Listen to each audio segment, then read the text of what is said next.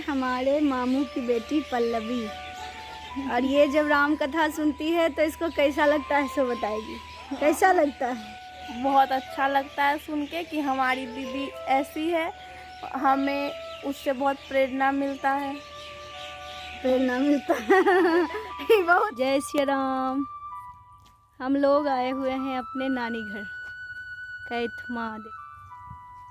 अभी घर जाएंगे तो दिखाएंगे। 7 साल के बाद आए हैं कैथमा हम। 7 साल।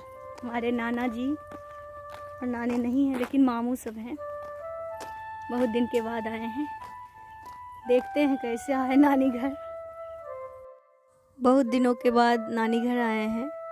और हम आपको बता दें कि हमारा जन्म नानी घर में ही हुआ है, क्योंकि सबका जन्म तो हॉस्पिटल में होता है, चाहे अलग जगह में होता है, लेकिन मेरा जन्म नानी के घर में हुआ है। मतलब कि सच में जहाँ घर है तो घर में ही हुआ है। और बचपन से लगे 5 साल तक हम नानी घर में ही रहते थे। और नानी घर में हम अपनी नानी को मैया कहते थे, माँ, और नाना जी को बाबूजी। तो नानी घर के लोग मुझे बहुत मानते हैं और मुझे आप लोग सुप्रिया जी महाराज के नाम से जानते हैं, लेकिन नानी घर में लोग मुझे लक्ष्मी कहते हैं। और आज से 7 साल पहले हम लोग नानी घर आए थे। और अभी नानी घर में, घर के पीछे धान का खेत है, जहाँ साधना चैनल के लोगों ने नानी घर पहुँचने के बाद कॉल किया कि दीपावली की हार्दिक शुभकामना देशवासियों को देना है, तो आप अपने घर से ही वीडियो रिकॉर्ड करके हमें भेज दीजिए। तो हम वही घर के पीछे में जाके रिकॉर्डिंग कर रहे हैं, जिसका वीडियो कल हमारे YouTube चैनल पे भी आ जाएगा। और फिर जब 5 साल तक हम नानी घर में रहते थे, उसके बाद बड़े हो गए और पढ़ने में मन लगने लगा, तो धीरे धीरे नानी घर से जो बहुत ज़्यादा वहाँ रहने की इच्छा थी वो ख़त्म होने लगी, क्योंकि हम पढ़ने में व्यस्त हो गए और बहुत कम जाना होने लगा नानी घर। बीच बीच में बहुत कम गए। अभी रिकॉर्डिंग देखिए पूरी हो गई और फिर से रिकॉर्डिंग करेंगे चैनल को देने के लिए। और इसके बाद दिखाएंगे कि हमारे मामू जी क्या करते हैं। हमारे 4 मामू हैं। गोविंद मामू सबसे बड़े हैं, फिर रमेश मामू, फिर प्रहलाद मामू, फिर दिलीप मामू। और सब लोग किसान हैं। दूसरे नंबर वाले रमेश मामू आर्मी में हैं, उनकी अभी नौकरी चल रही है, वो नौकरी करते हैं। और बाकी 3 मामू किसान हैं, और वो भी शुद्ध किसान हैं महाराज। इतना मेहनत करते हैं कि हर किसानी करके हर साल खेत खरीदते हैं। ये बहुत बड़ी बात है, अपने आप में ये बहुत बड़ी बात है। तो आज हम आपके अपने मामू जी से भी मिलाएंगे और मामू जी का घर भी दिखाएंगे। अब हमारा रिकॉर्डिंग कंप्लीट हो चुका है। अब साधना चैनल को भेज देंगे और अब दिखाएंगे अपने नानी घर को। हम जा रहे हैं अपने नानी घर, क्योंकि जैसे ही हम पहुँचे वैसे ही कॉल आ गया था, तो पहले अपना काम पूरा कर लिया। अब नानी घर चलते हैं, देखिए कैसा है नानी घर। ये हमारे 2 मामू हैं। जो ट्रैक्टर पर बैठे हुए हैं वो प्रहलाद मामू, और जो नीचे में है सो दिलीप मामू। और ये दोनों भाई मिलके खूब मेहनत करते हैं। अभी देखिए ट्रैक्टर में मशीन जोड़ रहे हैं, खेत जोतने वाला मशीन है। और मेहनत करके इनकी जितनी संपत्ति है, वैसे पहले नाना जी का बहुत था, लेकिन अब इन्होंने ही बहुत सारा बनाया। और ये देखिए इन सबका घर है। जो सबसे पीला है वो रमेश मामू का है, और फिर बीच वाला दिलीप मामू का, और ये प्रहलाद मामू का। और आगे में ट्रैक्टर है जो अभी जोड़ रहे हैं, खेत जाएंगे फिर काम करेंगे। और दोनों भाई मिलके मेहनत करते हैं। और अगर लगन से मेहनत किया जाए तो जीवन में सब कुछ पा सकता है लोग। काम कोई छोटा नहीं होता, बस लगन होनी चाहिए। किसान होना भी एक बहुत बड़ी बात है। और अगर देश में किसान नहीं होंगे तो करते हैं वो अन्न कहाँ से खाएंगे। इसलिए हमें अपने देश के किसानों का सम्मान करना चाहिए, उनकी इज्जत करनी चाहिए, क्योंकि उनके मेहनत से ही हम लोगों को अन्न मिलता है। तो ये अब इनसे बात कराएंगे। हम लोग आज तक जहाँ जितने भी किसान से मिले हैं सबको ये कहते हुए सुने हैं कि किसानी करने में कोई फ़ायदा नहीं है, लेकिन आप देखिए हमारे मामू किसान हैं और इतना मेहनत करते हैं कि अपने मेहनत के बल से हर साल खेत खरीद लेते हैं, खेती करके खेत खरीदते हैं। ये कितनी बड़ी बात है, ये बहुत बड़ी बात है। और आज हम आपको ऐसे मेहनती किसान से मिलाते हैं। अब मामू बताएंगे कि कितना मेहनत करते हैं।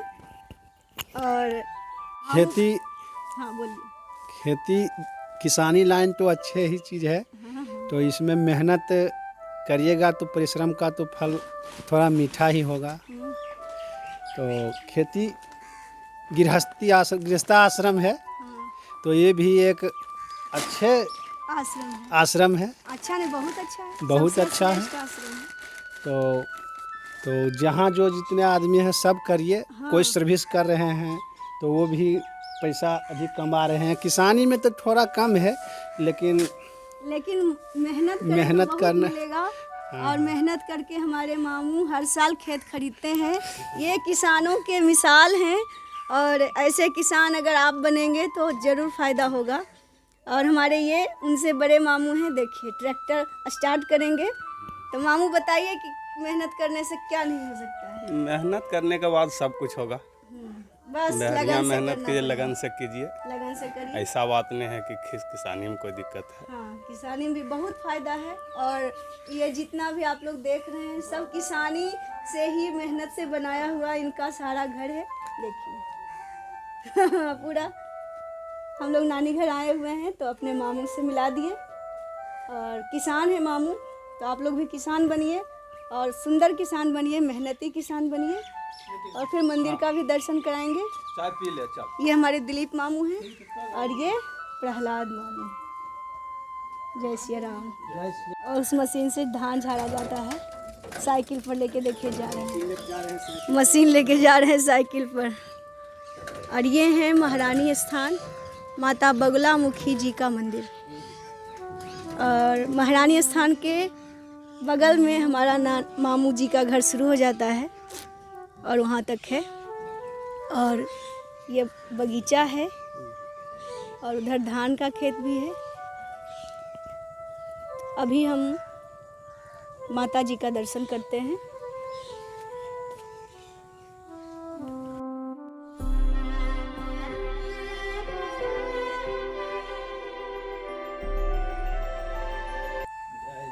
जय माता रानी।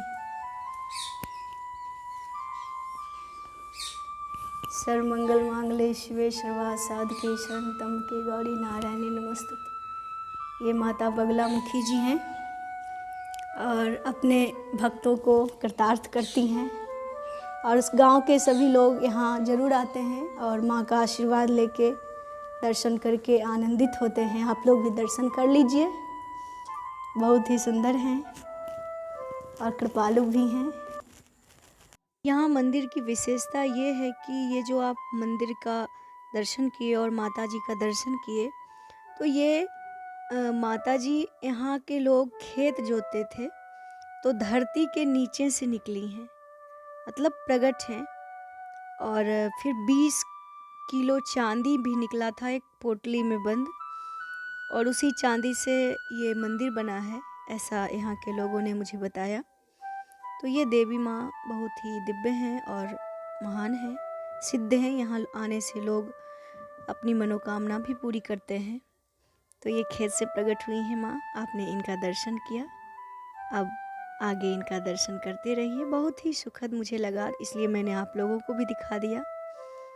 और नानी घर आके मुझे बहुत अच्छा लग रहा है, तो हम अपनी खुशी इस वीडियो के माध्यम से व्यक्त कर रहे हैं। तो आप लोग भी देख लीजिए। फिर भागवत कथा शुरू करेंगे। और कल दीपावली है, तो दीपावली में भी दीपावली का वीडियो आएगा। फिर कार्तिक मास का जो पारायण है वो चलता रहेगा, आप लोग आनंद लेते रहिए। जय श्री राम। हम लोग हैं अपने नानी घर में और ये है हमारे मामू की बेटी पल्लवी। और ये जब राम कथा सुनती है तो इसको कैसा लगता है सो बताएगी। कैसा लगता है? बहुत अच्छा लगता है सुन के कि हमारी दीदी ऐसी है, हमें उससे बहुत प्रेरणा मिलता है। प्रेरणा मिलता है। बहुत कम बोलती है, लेकिन देखिए अभी बोली, क्योंकि पढ़ने में बहुत ब्रिलियंट लड़की है। और हम लोग नानी घर में ऐसे जहाँ तहाँ बैठे रहते हैं, देखिए। गांव है और गांव में माहौल बहुत सुंदर है। जय सिया राम। जय सिया राम। ये है मेरे दूसरे नंबर वाले मामू जी, रमेश मामू की बेटी। इसका नाम है डॉली। और ये है पल्लवी, जिसको हम दिन में भी देखे थे। और आज हम इनसे पूछेंगे कि जब ये हमारा कथा सुनती हैं तो इनको कैसा लगता है। मुझे बहुत अच्छा लगता है और भगवान जी के बारे में बहुत कुछ जानने को मिलता है, और उससे मेरी जो शिक्षा है वो आगे बढ़ती है। और मेरे कोई इतने करीबी कोई ऐसा काम कर रहे हैं तो और भी अच्छा लगता है ये जान के कि मैं उनको इतना पर्सनली जानती हूँ। अब पल्लवी को कैसा लगता है? बोलो। इसको भी बहुत अच्छा लगता है। हम लोग नानी घर आए हुए हैं हाँ। और इसी तरह से अब कल जाएंगे, लेकिन बहुत अच्छा लगा यहाँ आके और सबसे मिलके। सब लोग बहुत सकारात्मक विचार के लोग हैं, हमेशा अच्छा सोचते हैं, अच्छा बोलते हैं और अच्छा करते हैं। तो आप लोग भी अपने जीवन में अच्छा करेंगे तो एक अलग से आंतरिक सुख मिलेगा और शांति मिलेगी। जय सिया राम।